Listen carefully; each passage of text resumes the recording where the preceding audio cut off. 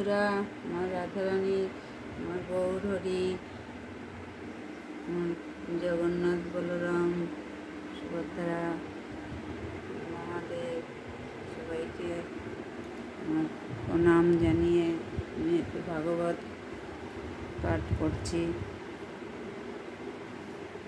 শোনো।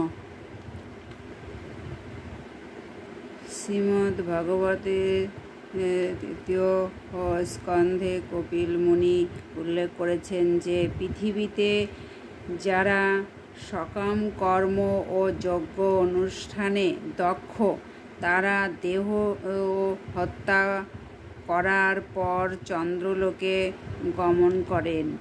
এই সমস্ত উন্নত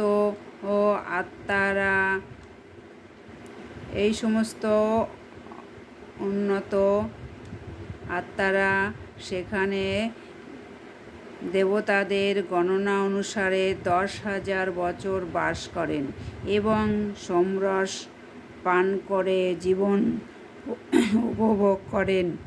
কিন্তু সেকালে এক সময় তাদের আবার এই পৃথিবীতে ফিরে আসতে হয়। এর থেকে আমরা বুঝতে পারি যে চন্দ্রলোকে অনেক উন্নত স্তরে জীব আছেন, যদিও তারা স্থূল ইন্দ্রিয় ও গোচর নন।